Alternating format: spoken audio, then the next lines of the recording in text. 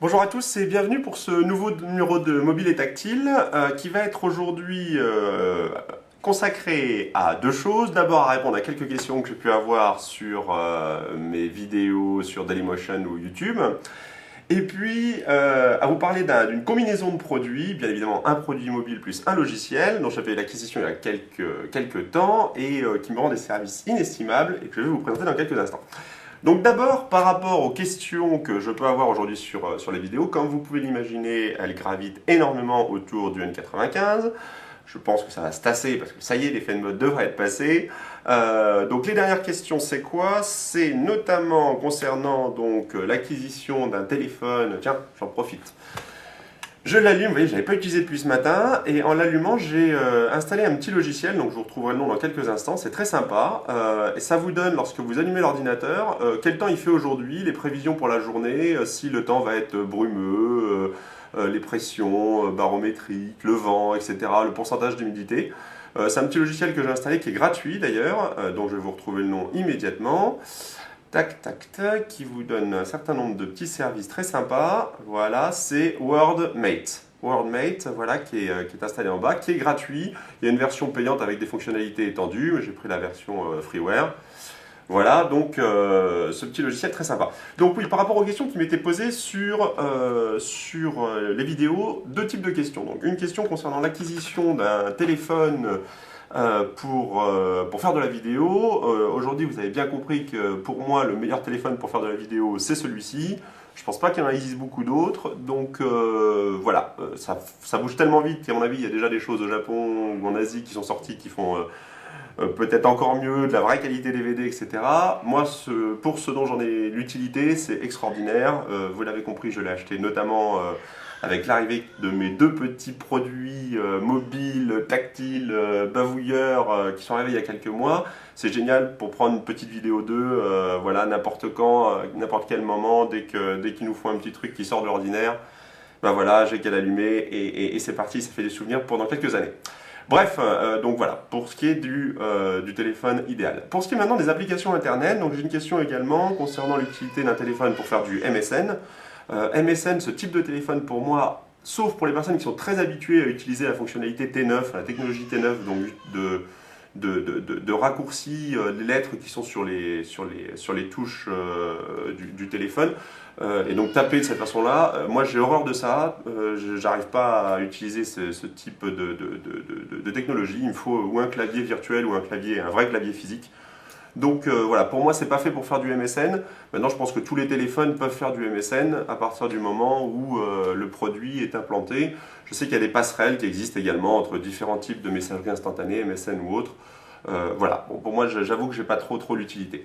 Pour ce qui est maintenant du surf sur internet à proprement parler, donc je vais vous montrer quelques pages. Par exemple, je vais sur la page Nokia, donc là je vais en Wi-Fi. Donc c'est pas les pages sont bien évidemment redimensionnées, réadaptées pour être lisibles sur ce type de téléphone. Donc là je suis sur un site Nokia qui à mon avis est dédié au N95. Donc là on trouve effectivement quelque chose qui est vraiment adapté au téléphone. Si je vais par exemple sur le site du Financial Times, voilà, qui est également un site proposé par Nokia. Voilà, donc là je pense que c'est un site qui pour le coup n'est pas dédié, enfin n'est pas fait pour être lu sur un téléphone de ce style. D'ailleurs on voit bien, il met un certain temps à s'afficher, les pages sont en train d'être redimensionnées. Le moteur utilisé, enfin le logiciel utilisé par Nokia pour redimensionner et lire comment dire, les pages de façon dynamique sur le téléphone est assez sympa, hein. Vous voyez, on parcourt quand même bien les pages, il y a une petite flèche qui nous permet effectivement d'aller sélectionner telle ou telle photo, tel ou tel lien pour aller cliquer. Donc la qualité est bonne. Encore une fois, le problème que je vais rencontrer, c'est dès que je vais vouloir faire une recherche, utiliser par exemple Google pour taper un mot-clé, avec la technologie qui est utilisée là, c'est pas génial. Donc vraiment, c'est pour faire de la consultation de pages que j'aurais mises en mémoire.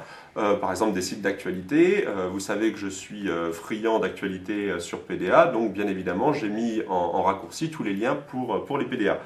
Il est possible bien évidemment de basculer de façon quasi automatique, voilà, en affichage, portrait, paysage, etc. Donc vous voyez, vraiment la qualité est au rendez-vous, les pages sont quand même bien optimisées, c'est assez sympa. Et voilà, encore une fois, plus pour une consultation que vraiment pour une saisie ou une vraie recherche sur Internet. Je trouve que là, c'est un petit peu plus compliqué. Et encore une fois, même si vous l'avez compris, mon choix s'est pas porté sur l'iPhone. S'il s'agissait de faire uniquement de la recherche, de la consultation sur Internet, je pense que l'iPhone et son logiciel Safari est aujourd'hui le produit idéal. Il faut rendre à César ce qui est à César. Voilà, c'est quelque chose d'assez extraordinaire. Voilà, donc pour ce qui est du N95, je voulais vous montrer donc une combinaison de ce produit avec un autre produit, ce qui était possible de faire. Le produit en question, c'est Omnipage. Omnipage 16, donc c'est le dernier Omnipage, qui permet notamment, comme vous allez pouvoir le voir un petit peu plus bas, de faire de la reconnaissance. Donc Omnipage c'est quoi? C'est un logiciel qui fait de l'OCR. De l'OCR, c'est de la reconnaissance de caractères à partir généralement de documents scannés.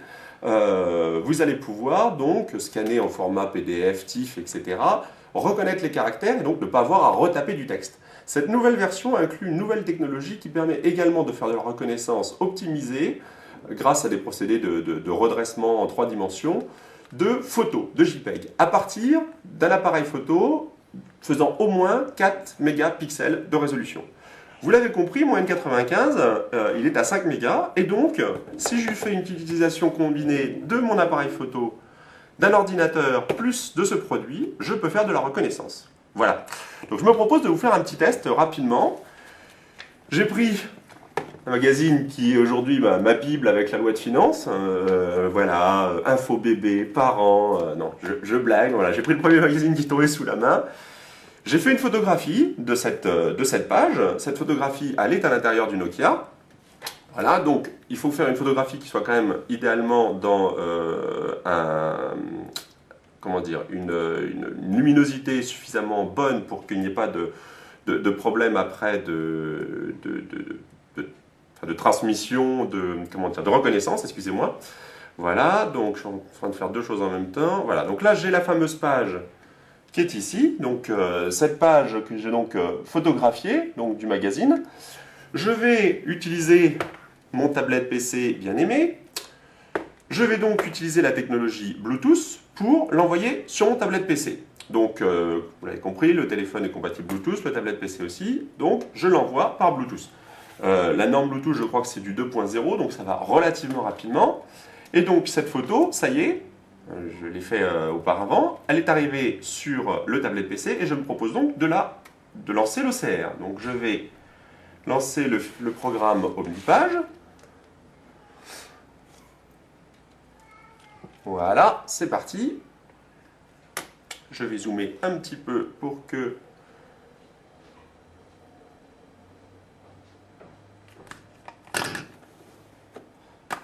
Voilà.